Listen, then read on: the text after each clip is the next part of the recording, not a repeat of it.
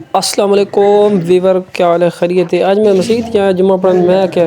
पैसे तो चलो अगे मसीद दे गिनने आज गिनने थोड़ी लिखने पे मसीद दे पैसे कितने बनते जुम्मे ते जुम्मे उगाड़ी कितनी मसीद दी थी दी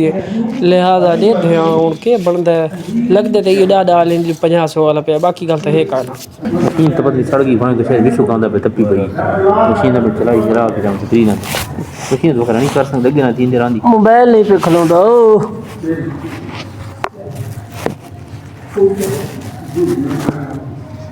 ये हुन ठीक है। बिस्मिल्लाहिर्रहमानिर्रहीम। पहला सवाल में गणी खलना दूजा तीजा चौथा पंजवां छेवां सतवां अठवां नवां दवां 11वां 12 हो गए तो बाकी 50 पैने होंगे दे 50 कितने बनते 1 2 3 4 5 6 7 16 8 9 मसीद की उगाड़ी की से जुम्मे लिया उंडे दे कितने पैसे बनते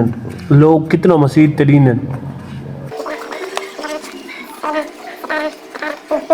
2500 550 रुपया बनया भाई जुम्मे का ते लिहाजा बंदे जुम्मे ते यो डाडा 20 रुपये दी दत्थी न दिखाओ निकलो ए दत्थी है ए 100 शुरू थी तो मैंने ए 100 ए 50 20 ते 10 ए 1500 वाला बिल्कुल है को ना वालेकुम सलाम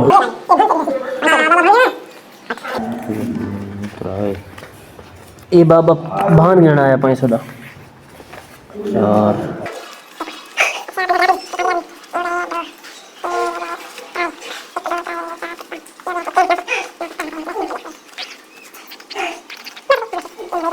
ओके मैं उठी तो मैं अल्लाह थे वाले